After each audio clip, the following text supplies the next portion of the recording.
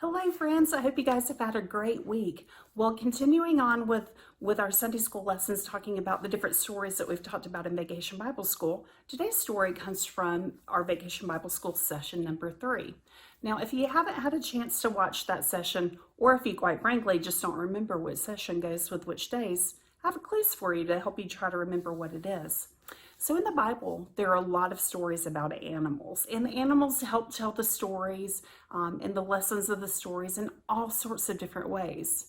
Well, in my house, I have a couple of examples of some animals who played a very prominent role in today's story. Let me introduce you to them.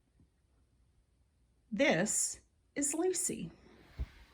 And this is Max. Lucy and Max are very ferocious beasts indeed. Sort of. So, again, today they're not being quite the ferocious and fearsome beasts that they could be, but our Bible story today contains some of their older, bigger, stronger cousins who could be very fearsome and very ferocious. Today's story is about Daniel and the time that he found himself thrown into the lion's den. So Daniel had a lot of things happen in his life, but as he grew up, he came to be good friends with the king at the time. The king's name was Darius. Daniel had a special ability to interpret dreams that people had and brought a lot of wisdom and a lot of understanding. And the king recognized these gifts to him, and it was very helpful to the king. So he and Daniel became very good friends. The king got Daniel close. He promoted Daniel kind of up in the ranks, so he was in charge of a lot of things. And sometimes when people rise to power like that and are recognized for all the good things that they do, inevitably, somebody's going to be kind of jealous and wish that they had what that person had. Well, in Daniel's story, there were 2 other guys who were in charge in King Darius's reign. And they saw how close King Darius was with Daniel and how much he depended on him. And they were incredibly jealous indeed. So they wanted to come up with a plan to get rid of Daniel because they were threatened by how close he was to King Darius. They thought he had too much power and they wanted some of that power and that importance for themselves. So they set about trying to figure out what they could do to bring Daniel down. You know, the more that they dug around about Daniel and looked into what kind of a person he was, they really just couldn't find anything. He just seemed to be a genuinely good guy. He was nice. He was respectful. He did good things. He never got into trouble. So these guys were kind of stumped. You know, what can we do? What can we use to get this guy in trouble? He does everything right. Well, they thought about it. And then they realized, oh, wait a minute. Daniel is very close to his God. He spends a whole lot of time praying to his God. And they realized that Daniel actually prayed to God 3 times a day, every single day without fail. Well, in the time of Daniel and King Darius, not everybody understood as we do that there is one true God. People believed in different gods. They worshiped different gods, different idols. It was just kind of a little bit all over the place. And while there were some people who worshiped our God, Daniel's God, it wasn't everybody. So the guys thought, aha, this is our chance. So those little stinkers went to King Darius and began just filling his head full of all of these flattering comments, you know, making him feel really, really good about himself, making him feel very flattered, feel very important. They really boosted his self-esteem, you could say. And then they set their plan into motion. They said, you know, King Darius, we think it would be a great idea if your people, the people in your kingdom, only worshiped you, because you are so wonderful, in fact. Well, King Darius thought about it, and he thought, hey, that sounds like a pretty good idea to me. So he said, okay, yeah, we're going to make that a rule. And these 2 guys took it a step further and they said, and we think that anyone who is caught breaking this rule should be thrown into a den of lions. King Darius said, perfect.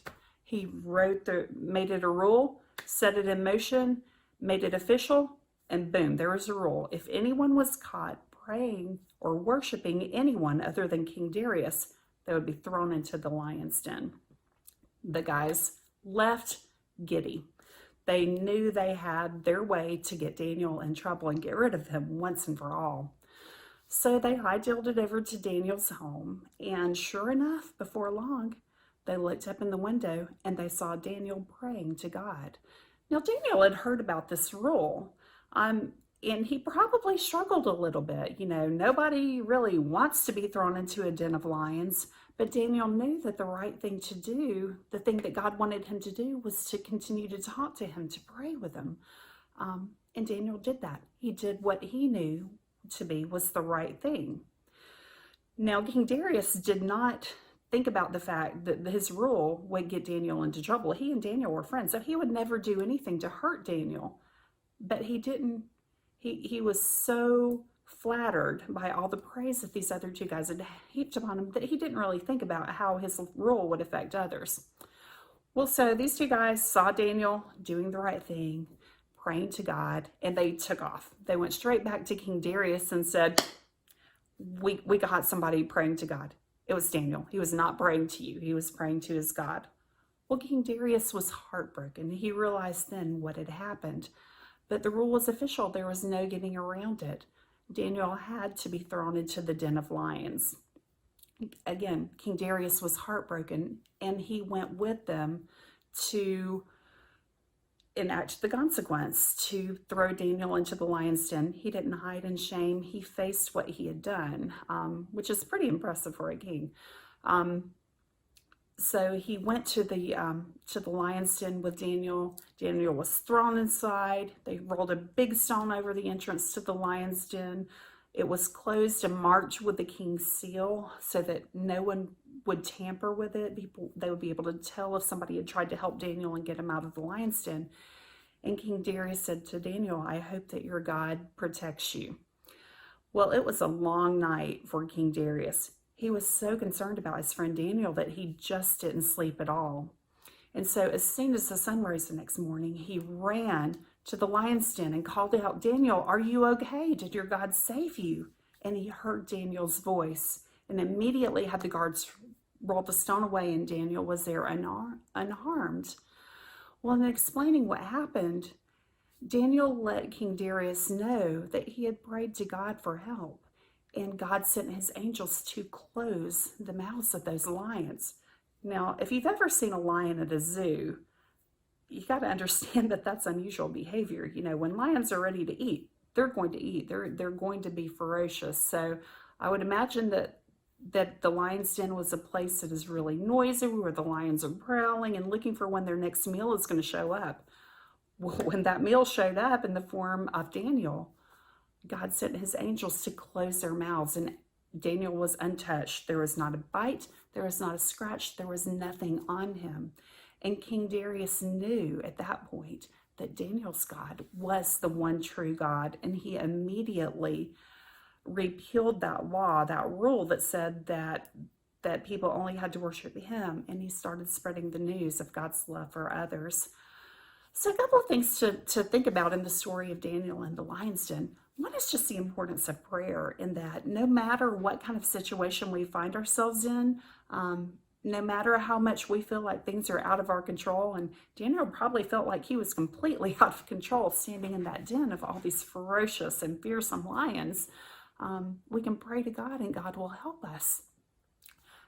The other thing that I want you to think about in terms of this lesson is Daniel prayed to God for help, but God didn't take him out of the situation. He didn't reach in and roll back the stone and take Daniel out of the lion's den, but instead he sent help to Daniel right where he was. He was with him through the really, really tough situation. And that's such an important lesson for us to remember and to learn in life. You know, in our lives, bad things are going to happen. Scary things are going to happen. Hard things are going to happen. Things that we wish and hope and pray that will not happen, that will be taken out of it and we don't have to go through it, but that doesn't always happen. But what we can be assured of, and what the story of Daniel reminds us, is that no matter what happens, God is with us. He's there. He's protecting us. He's got us so close in his hands that he's going to walk through whatever that bad situation is with us. Now, hopefully, none of us are going to be thrown into a den of lions. I know I would not vote for that.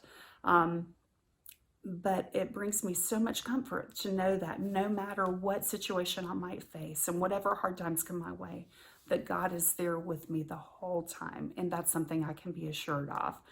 So as you go through this week, just remember that God is there with you. He wants you to pray to him all the time about anything and everything that comes your way. And remember, when things are scary and hard, God has you right in his hands. He knows you. He loves you so much that he is always there. So guys, I hope you have a wonderful week. I love you. I miss you. I'll see you soon. Bye.